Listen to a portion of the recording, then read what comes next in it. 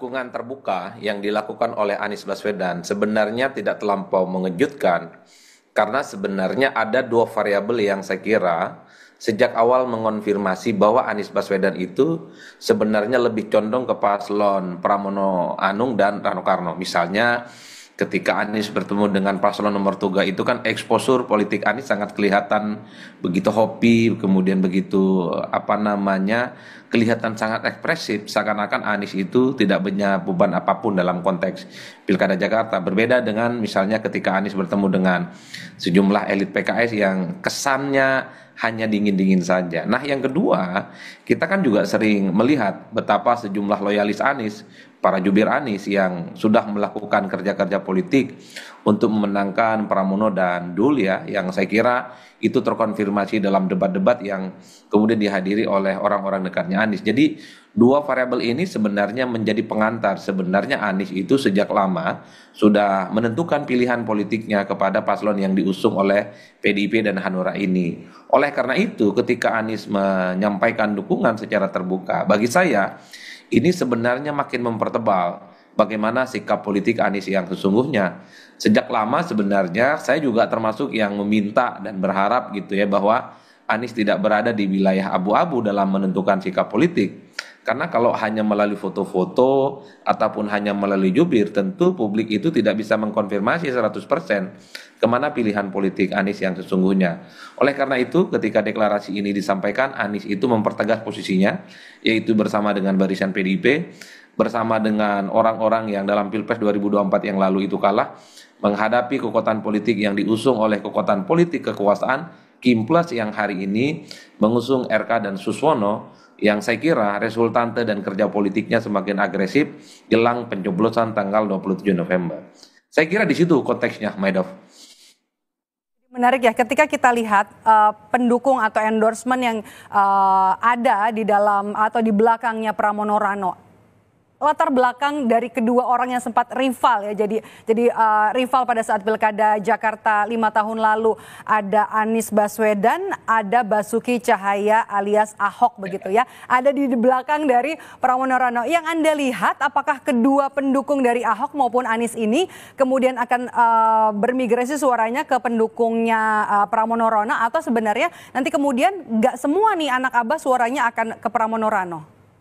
Kalau mau jujur sebenarnya, Maidov, Pilkada Jakarta 2024 ini adalah momentum rujuk politik secara nasional. Kita misalnya melihat para Ahoker dan anak Abah ini kan saling bermusuhan. Tapi Pram dan Dul itu mampu menyatukan dua kolam politik yang sejak lama ini saling bersitegang. Begitupun di kubunya RK dan Suswono, kita juga tahu FPI, ada Jokowi dan PSI, itu juga kongsi untuk memenangkan paslon nomor 1 itu. Jadi dalam konteks itu mestinya kita harus berterima kasih kepada dua kontestan ini karena sudah menyatukan dua kubu yang selama ini bermusuhan. Pertanyaannya adalah apakah basis konstituen mereka itu otomatis akan melebur menjadi satu kekuatan politik yang sama? Tentu saya termasuk yang meyakini, hampir bisa dipastikan mayoritas basis-basis konstituen mereka, Ahoker, anak Abah, kemudian FPI dengan basis-basis PSI dan pendukung Jokowi itu bisa menyatu. Yang agak sedikit split misalnya, agak sedikit memberontak dan menyimpang adalah mereka yang sebenarnya tidak terlampau suka jika ada islah politik antar elit-elit yang kemudian ini memang berkebutuhan. Jadi sebenarnya pendukung Anies, anak Abah itu tidak bisa diangkut 100% untuk menjadi bagian dari Pram dan Rano Karno. Begitupun sebaliknya, para Ahoker ini tentu tidak mungkin 100% akan menerima secara terbuka para anak Abah yang menjadi bagian di dalamnya.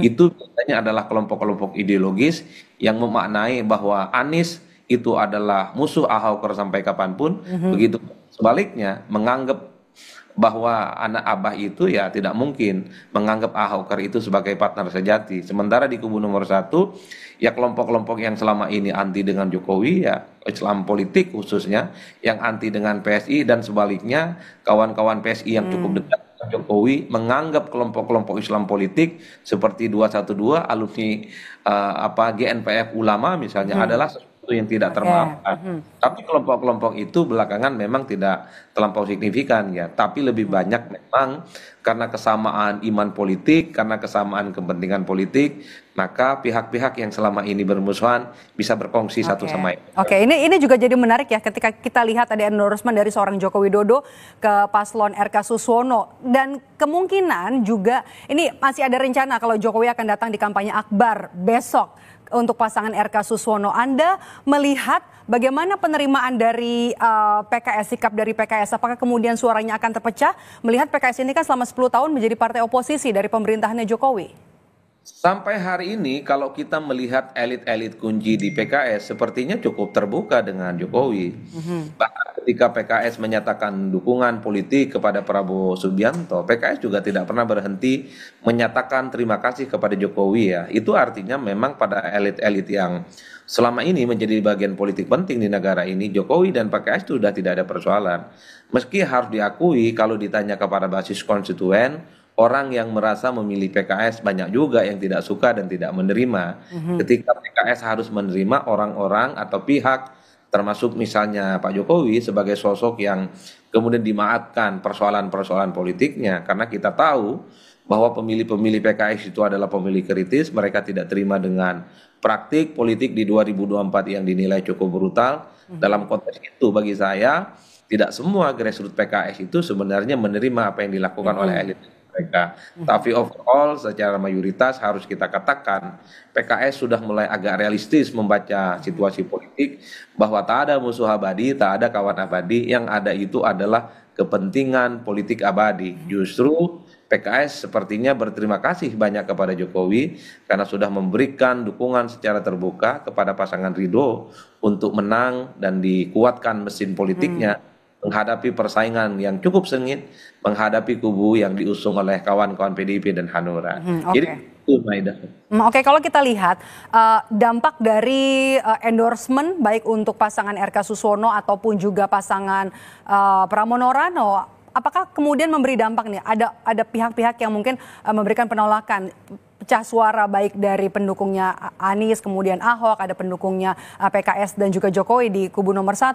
Anda bisa melihat ini bisa memberikan dampak yang lain untuk pasangan nomor urut 2, RK Darmakun, begitu? Anda membaca seperti itu? Sampai hari ini persaingan politik itu hanya terjadi seakan-akan head to head antara kubu 1 dan kubu nomor 3. Kubu ekstrim antar dua pihak ini kan berkongsi untuk memenangkan pihak politik masing-masing. Publik kan sebenarnya ingin melihat, sepertinya banyak pihak yang kecewa dan kemudian akan melarikan pilihan politiknya kepada Dharma Pangerakoon. Ternyata dari data-data yang kita punya, pihak-pihak yang dipersepsikan itu misalnya saling kecewa dan tidak menerima adanya islah politik antar dua kubu yang dulu berseberangan tidak terpotret dalam survei data yang kita punya. Itu terbukti misalnya elektabilitas Dharma Pangerakoon. Saya kira sampai hari ini tidak pernah ada pergerakan cukup signifikan, cuman di kisaran angka 3%, naik 4%,